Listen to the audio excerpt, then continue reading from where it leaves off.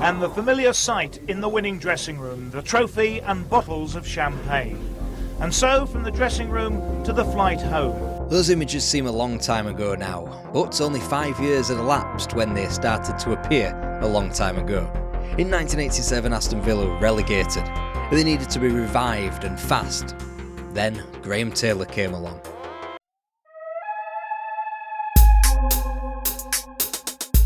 But 5 minutes from time, Evans missed his clearance, leaving Thompson to gallop home. 3 minutes later, Whitehead's superb cross was met by the head of Gary Thompson, and Spink was helpless. Oh, and a dreadful mistake has put Dalglish in from Gibson, and Rashford, the easiest goal he will ever score, and Colin Gibson. Ground, Oxford were always in control. Once John Aldridge had made it 4-2 on aggregate, Mark Walter's reply came too late. Vigil to Speedy. Hang round his marker, cross in, Dixon up, and that's number 4 for Chelsea! Ron Saunders had been creating a stink at the Hawthorns so much that he wouldn't get a chance to meet his former Aston Villa team in the second division. 2 weeks after he was sacked, Villa pitched up to West Brom and sunk them 2-0. Everything had changed drastically from that glamorous night in Rotterdam. Tony Barton was gone, he wasn't even the manager twice removed, just as a club. Rifled through managers, with the last of those being Billy McNeil, who masterminded relegation. They'd rattled through the players too. Ron Saunders had built a young and tight-knit squad. Both of those factors went against the Villa in the swift mass auctioning off of players thereafter. Jimmy Rimmer, Ken McNaught, David Geddes were gone within a year of the European Cup win. Tony Morley and Des Bremner followed the year after, whilst Gordon Cowans, Peter Wiv and Dennis Mortimer represented a depressing triple sale in '85. By the time the latest manager entered Villa Park in the summer of 1987, only Nigel Spink and Alan Evans remained to any pertinent extent. There was promise coming through, Tony DeRigo and Mark Walters, but they were sold on by 1987. Then there was Martin Keown in defence. It simply wasn't enough and they were just too young. The next cab off the rank, however, would change things, and he went by the name Graham Taylor. He had become the youngest manager in the Football League, aged only 28 when he took hold of Lincoln City in 1972. After securing them promotion out of the 4th Division and kept them safe in the 3rd tier by 77, he'd earned himself a move to Watford. He'd drop down a division, but he'd also be hired by Elton John, so swings and roundabouts. Sometimes you have to take a step back to go forwards, and Taylor did go forwards, like a rocket man you might say. Out of the 4th in his first season, out of the 3rd the campaign after, and into the 3rd division by 1982. They'd finished 2nd in the first season in the top fucking flight in 1983 before reaching the cup final the following year. It seemed as though Graham Taylor could do nothing wrong. He was occupying the place where Aston Villa felt they ought to be, so they just hired him, Doug Ellis proving that even a broken clock worked twice a day. Taylor discovered a mess of a club and attempted to remedy that by surrounding himself with his own staff, Steve Harrison as coach, Jim Walker as physio, Bobby Downs as youth coach, and Dave Richardson also returned to the fold. It was more Taylor's reputation and less Aston Villa's standing in the game that allowed them to hire Steve Sims, a Watford defender under Taylor, Alan McAnally, a Celtic forward who was in the process of joining Taylor's Watford until he moved clubs, as well as Blackburn's Chris Price, Wimbledon's Kevin Gage and Barnsley's Stuart Gray. The biggest casualty was Andy Gray, who had returned to the club but wasn't wanted by Taylor, an early but strong acid test by the new manager. And then on the pitch, Taylor had a bit of a baptism of fire when the fixture computer spat out Birmingham City as his first home game.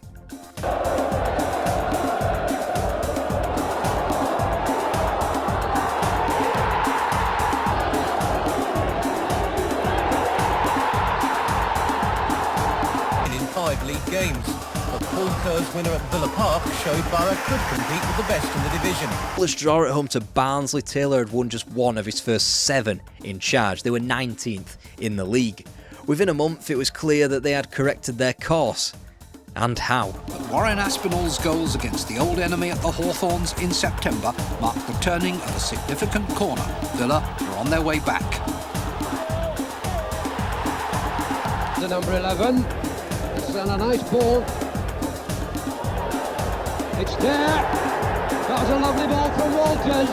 When Martin Keown's header put them on the road to victory at Shrewsbury in November, Villa had played 15 games without defeat. The best goal of the match was still to come. Stuart Gray was again the hero, trading passes with Thompson, then clipping the ball home. A memorable debut to send Villa up to third and push Bradford off the... It's going to be great to take a free kick. And it's a goal from Martin Keown. McInally wrestling away from Redmond. And Daly with a clear chance, and it slips away. In the second half, Aston Villa seemed to sew it up with this excellent goal from David Platt. It didn't even matter much that Sheffield Wednesday had taken them out of the League Cup and Liverpool had eliminated them from the FA Cup. By the time February came around, they were top of the tree and with plenty of wriggle room. Which is good news, as on their travels to Ayresome Park and Ewood Park, Villa wobbled ever so slightly, and in March, Leeds turned up and took all 3 points. By then, however, the move had already been made to secure Aston Villa's top flight future. David Platt had been signed from Crewe Alex, right from under the nose of Taylor's former number 2, Steve Harrison, too. Platt scored in his first 3 fixtures to get Villa over the line. It meant promotion by goals scored from Middlesbrough and an avoidance of a pesky new thing that they were calling the playoffs. So Villa were back in the big time. What now?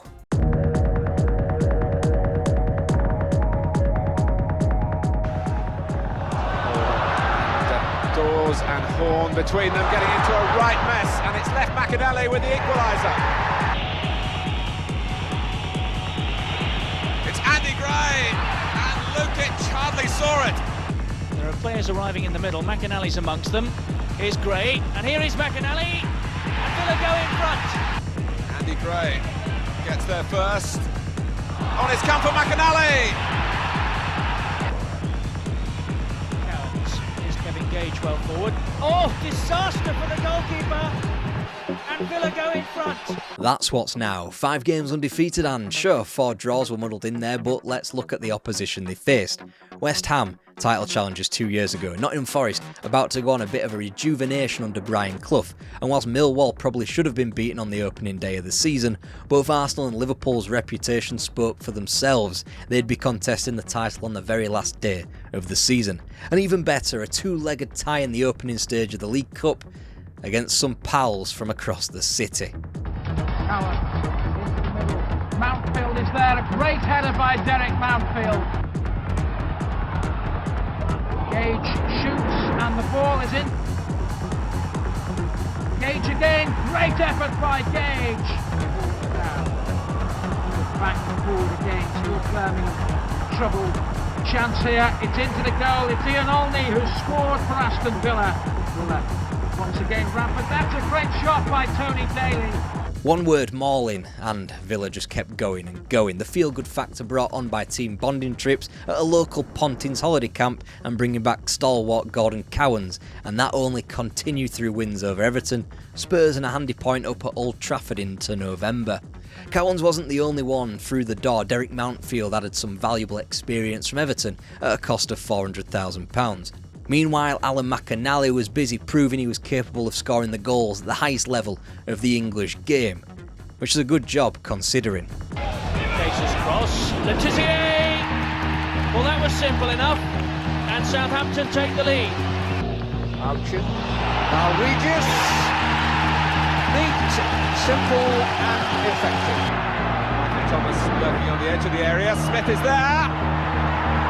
Alan Smith has scored. Parker for Pearce. Oh! Villa have had their work cut out in this first half. Wise once more. Fashanu on the near post. And again. Come the end of the season, it was pretty hairy in retrospect. Successive wins to begin April, first at home to Luton Town and then away at St James Park. It was a big difference maker in keeping Villa afloat. It left them with only minuscule chances of being relegated on the final day when they welcomed Coventry City. Each of Middlesbrough and Luton stood between the Villa and the drop. Villa needed a win to be absolutely certain, especially with Sheffield Wednesday holding 1 game in hand and West Ham United holding 2. Villa emerge into the sunshine for what is bound to be a pretty tense afternoon. They can't afford to lose. on in the middle here. Oh, Platt! 2 men to cover him, and he's lost them both. Bannister, 1-1. With only a point gained, Luton scrambled clear, as did Sheffield Wednesday, with a game to spare. West Ham lost on Merseyside but would relegate Villa with 2 wins from their final 2 games. Then they went and won at Nottingham Forest.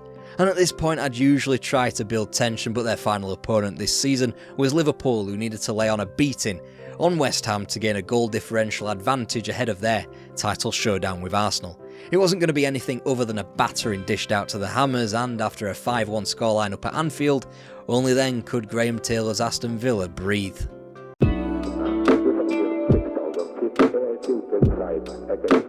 Graham Taylor was under no illusion that the first season was the toughest. Just ignore that time 6 years prior when he stunned English football by taking First Division Virgins Watford to within a place and 11 points of the title. Nonetheless, the changes continued at an alarming pace.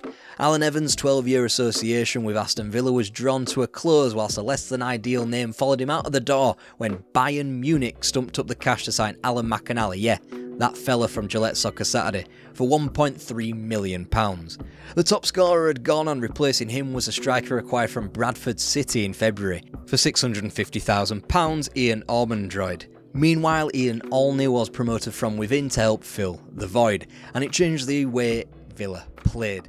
With Olney banging in the goals and able to perform all the hold-up play that his attacking colleague could also do, Ormondroyd was shifted out to the flank and, to everybody's shock, worked. Not that people could see the wood for the trees just yet. So an early opportunity for Villa to make capital. Mountfield wasn't picked up, and the centre-half puts Villa in front. An hour gone, corner to Villa. Nielsen's well in there. David Platt, it's all square, 1-1. Keeping it short at the moment. And Mountfield's cross held up well by Heath. Platt is in there, and the final touch came from Ian Olney, 1-1. Cockerell's unmarked in the middle. Here he is. What a lovely strike. Count 'em, 1, 2, 3, 4 matches and just 1 point as August became September. Aston Villa supporters could be forgiven for feeling slightly uneasy what with the prior season, and that form carried on into the next campaign. Also, the tandem of Ormondroyd and Olney hadn't clicked just yet, and the club had apparently traded in a defensive prodigy in Martin Keown for a Manchester United blow-in who was over the hill in Paul McGrath. Say that sentence in a pub in the summer of 1989, you'd be given a nod and an acceptance. Say that again in 2025 and I can already hear the Villa fans pissing themselves laughing with howls of derision in the comments. It cost Villa £400,000 to sign McGrath, who by all accounts struggled mentally, wasn't physically fit enough to train and was in the tight grips of alcoholism. To call the signing a gamble was an understatement. What turned a dud transfer into a prospective PFA Player of the Year within 5 years was a bout of honesty from all parties, a series of heart-to-heart conversations between player and manager, as well as a tireless work of physio Jim Walker to not only nurse him through each week's training but to stage manage his addiction. Hardly making a case for optimism was the next signing as well. 300 grand slapped down on Espanyol's Adrian Heath, a man who had had his injury woes the last time he played in England for Everton. The Villa sat 15th at the end of August. Apathy had set in that much that just 14,170 bothered to show up for the next home game against Spurs 2 weeks later. Little did anyone realise it was the beginning of something special. Wright's got to stretch, Platt's got the better of him, he's round Shilton, right on half-time. In a group around the penalty spot. Derek Mountfield's got free, and he's done it again! And a goal, it's Daly. Now Birch. Platt. David Platt can win it now.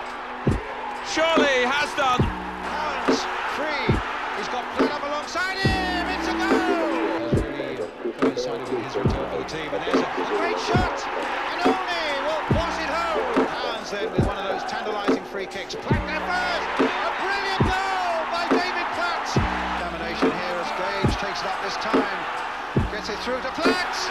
He's got another one. There, Ormondroyd's weaving his own way. And a good shot. And Olney. It's gone in. And whilst West Ham knocked them out of the League Cup immediately after Everton had been slapped for 6, everything suddenly looked brighter and better at Villa Park. Not only were they in a gaggle of teams contending for top spot in the First Division, but Paul McGrath had overcome his latest trough, and he was out of the other side for the better of it. He would not miss another game that season, and for that he was awarded the Supporters Player of the Year. And unlike in their first attempt at the First Division, Villa weren't about to slow down for anybody. Pick out Daly. Wimbledon were caught out by that, and they couldn't recover because David Platt has slipped Villa into the lead. McGrath, Olney, great start for Villa. Asserting themselves. Daly, Platt, Kevin Gage comes onto it. Villa will score from it. Derek Mountfield, they have. Gage. And again. Oh, deflected, goal! Cowans with the corner. Nielsen and Derek Mountfield, the two centre-backs combining there. Inside Wallace, oh, it's found its way into the far corner. And he's got beyond King now. David Platt in the perfect position as he's been doing all season. Still in the Cup after Blackburn, Port Vale and the Baggies fell, the latest win in the league had Aston Villa somewhere that they hadn't been for nearly 8 years. Top. Confidence had been gained from the 6-2 over Everton in November. Belief swelled through the Christmas-time dismantlings of Man United, Arsenal and Chelsea, and was only reinforced with the February triumph over Spurs. It was all formed off the back of a tactical tweak that saw a back three utilised. If it was good enough for the upcoming World Cup finalists, it was good enough for Graham Taylor. Stuart Gray, Kevin Gage and Chris Price were all trialled as wing-backs. David Platt was afforded more protection in a midfield three, and with 3 centre-halves all playing above and beyond their level, the changes made sense. But just as typical as the optimism became the overabundant emotion on Villa Park, so were the results that quickly followed. David Platt with a chance to give Villa the lead, but he hasn't taken it. And he's too strong for Cowans. He's slipped McGrath, Paul Miller completes a wonderful day for Wimbledon. Well, here's Coventry now with Gallagher playing it in. Ormanroyd missed the chance there, and it's there by Trinkle! Innocent, naive, inexperienced, call it what you will, Villa were knocked off top spot. But whilst they had played Liverpool twice, so fate wasn't in their own hands, they did only trail by a point. Alternatively, that horrific run of fixtures that drew mass celebrations from Christmas were all coming back around. Arsenal, Chelsea and Man United all in the space of 6 days. FA Cup finalist Crystal Palace beforehand, Everton to close out the season at Goodison. And yet, strikes from Tony Daly and David Platt against Luton reaffirmed Villa's status as league leaders on March the 10th. But just as quickly as the door was held slightly ajar for them in the league, a potential FA Cup semi-final was slammed in their faces. By Palmer, fine shot, up onto the crossbar, side him, played the ball back to the keeper, and past him. Scores Oldham's 3rd goal. Spring couldn't hold it. Blame the plastic pitch all you want, 2nd Division Oldham Athletic, especially under Joe Royle, were a team to be feared in the Cup, and Villa were more than deserving victims. Villa hit back though, and fast, through Ian Ormond-Droid at the baseball ground. That was also the day that Tony Cascarino made his debut for the Villa, a sign that Graham Taylor was keen to push their miniature advantage over the line to the Championship. Little did he know Liverpool had signed their own goal-scoring forward to get them over the line, and the difference was, theirs actually scored. Ronnie Rosenthal, a man disregarded for something blatant he would go on to do at Villa Park in the not-too-distant future, was the lightning rod that got Liverpool back on track. Cascarino scored 3 goals though, just a shame that not all of them were into the opposition net, and just a shame that they were all scored a smidgen too late to push Liverpool all the way. Cascarino. And Fox! Oh, it's a marvellous goal. Norwich City are in front. Cowans with the corner, and McGrath! And that's 1-1. Still Cascarino, this is a good run. And he scored! Cowans. And Platt, could this be 3? Yes! And again, oh, Manfield! That's going in! A disaster for Villa. Rosario's the target, and he's away from Mountfield. This could be dangerous. 3-3. Pointon's cross. Oh, an own goal! Blake to find that position. Cascarino found His shot blocked, the pressure's on, and the ball is in the Villa net. Cowans clips it into the corner. Daly, the sort of position where he loves to run. Off he goes. Southall struggling. Sheedy sends it into the bottom corner. Yep, all three of those goals came in the final two fixtures, one in the correct net at home to Norwich City, and then one apiece for both Everton and Villa on the final day. Both games 3-3, which allowed Liverpool to make out in the history books that they'd romped to the league. The fact was anything but. Finishing second after the harsh perils of avoiding relegation only 12 months prior, viewed in a vacuum, the campaign was an incredible achievement for Graham Taylor and his team. When viewed through the prism of February optimism, with the 3-5-2 working and Ian Olney being such a crucial figure up top, only for the main attacking fulcrum to be dropped for a new and underperforming toy, second place becomes a bit harder to deal with. Also difficult was Italia 90 that followed, and not just because the football on show was dire, but for what it would go on to mean for Villa and their supporters. Such was David Platt's exploits in an Aston Villa shirt that he had wrangled his way into the England team for the World Cup. He tiptoed onto the pitch, and in his third substitute appearance of the tournament in Bologna, he went and did this. Chip in there, and scored! David Platt's life was changed forever. He then went and scored in the quarter-final as England recorded their greatest World Cup campaign on foreign soil. And whilst everyone suddenly had him pimped out to the league of his day, the wonderful Serie A, he would remain at Villa Park to everyone's surprise for a third of a season. And a player can be replaced, that much has always been true. It is much harder after all to replace a manager, which makes what happened next even more gut-wrenching. Graham Taylor was named the long-awaited successor to Bobby Robson for the England job, effective immediately. Aston Villa were under the penny-pinching control of Doug Ellis, and it was only a miraculous piece of recruitment that stopped their slide deep into the Football League. So what hope was there for the future? Heading into the 90s, Aston Villa's future was uncertain. But what is certain is that you should probably give these 1990s football stories a bash.